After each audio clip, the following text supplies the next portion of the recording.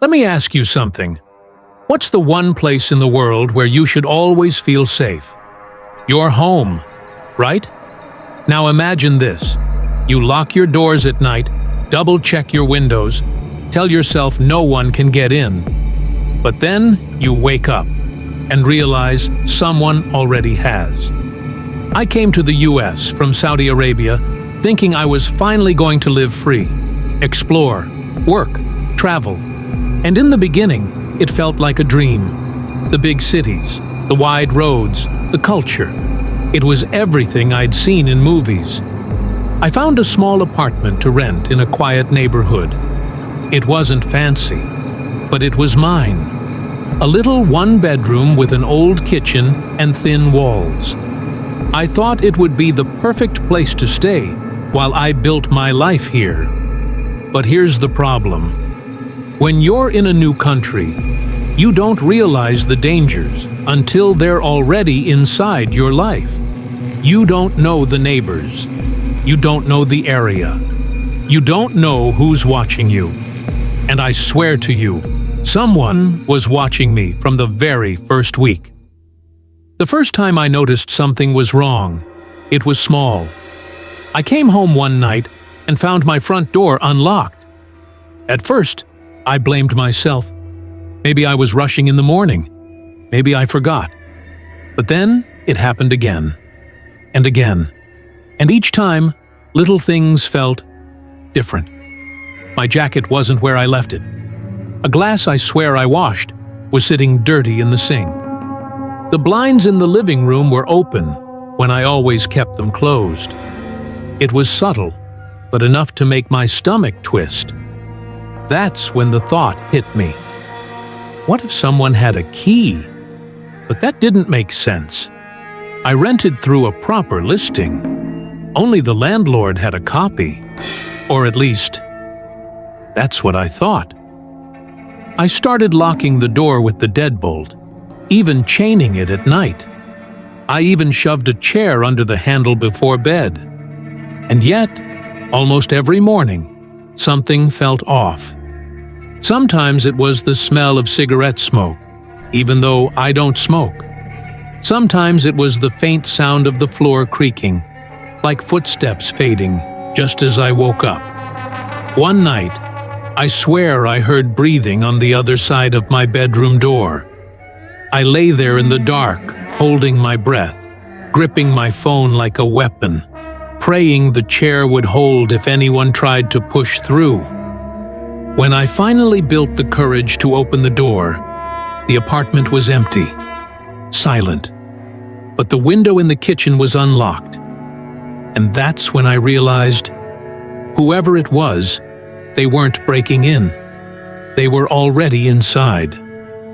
The next few days were a nightmare of constant anxiety. I started noticing small things that didn't add up. My laptop would be open when I swore I'd shut it down.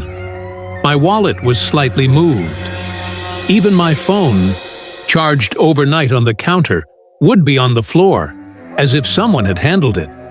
I tried to convince myself it was me being paranoid. A new country, new routine, stress. But then the notes started. The first one was simple. A small scrap of paper tucked under the kitchen mat. I see you. No signature. No explanation. Just those two words. I almost laughed. Maybe a prank. But my laugh died in my throat when I noticed the handwriting. It was like mine. Curved, hesitant, messy. The same way I write when I'm rushing. I knew then someone had been in my apartment while I wasn't looking, studying me, learning me. I couldn't sleep. Every creak of the apartment, every distant car horn, every dog barking felt like a countdown. I was living under a microscope. Then it got worse. One evening I came home from work early. My apartment smelled different. Cigarette smoke again, but no ashtray, no pack. And on the couch, my jacket was gone. I had hung it on the chair minutes before leaving. I followed the smell to the bedroom, and that's when I saw it. My bed had been slept in. Not just messed up, Someone had been lying there while I was at work. I froze. My heart pounded so hard it felt like it would explode. I checked the apartment. Nothing else moved, nothing else stolen. But I knew the truth. I wasn't alone. I wasn't safe. The breaking point came one night around 2 a.m. I woke up to the sound of my bedroom door handle turning. I sat up, frozen, listening. No creak of the floor this time, no subtle steps. Just the sound of the knob slowly twisting. Then the door slowly opening. I grabbed my phone, dialed 911, but the line was dead. My heart was racing. My hands were shaking so hard I could barely hold the phone.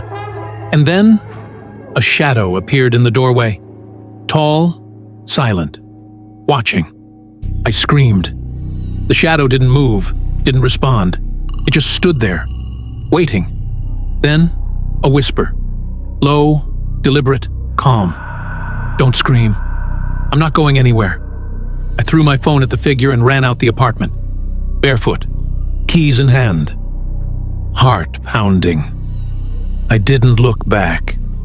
The police finally came, hours later. They searched the apartment, but the place was empty.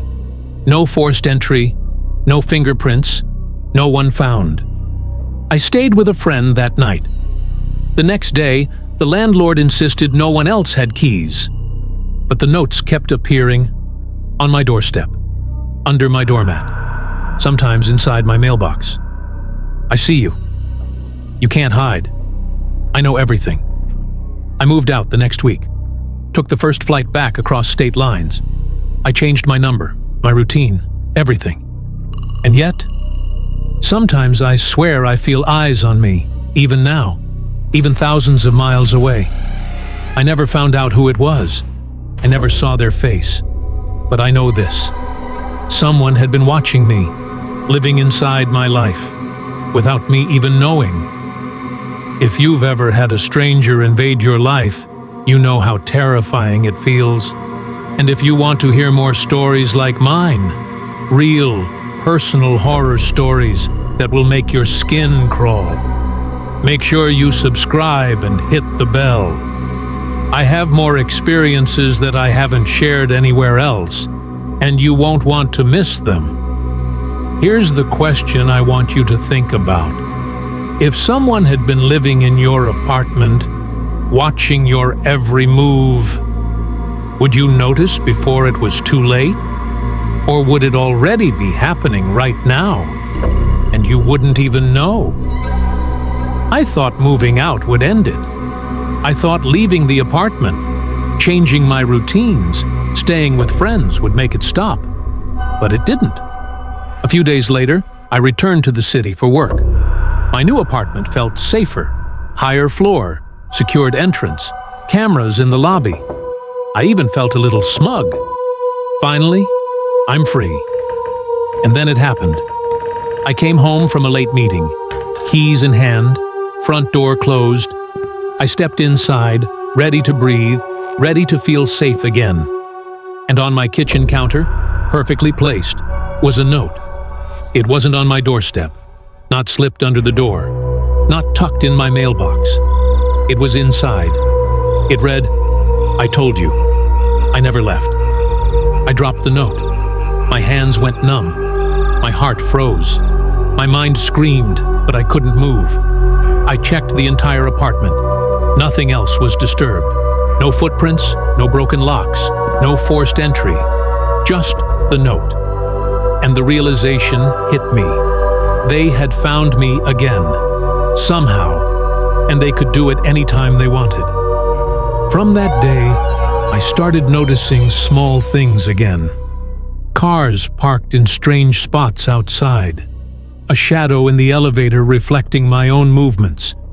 Package deliveries left open even though I never requested them. I never heard them, never saw them. But I could feel it, the presence. Watching, studying, waiting. I started sleeping with the lights on, changed every lock, installed cameras. But the feeling never left. And the worst part? I realized it wasn't just about physical intrusion. It was psychological.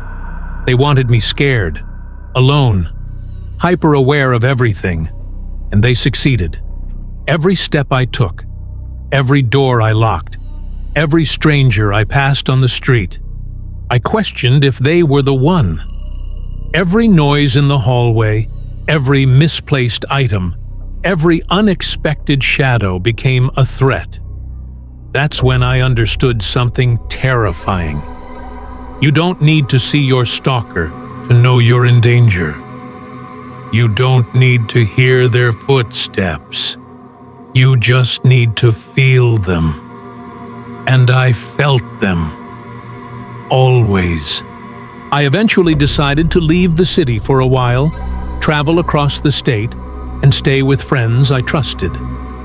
I kept my routines quiet, minimal, unpredictable.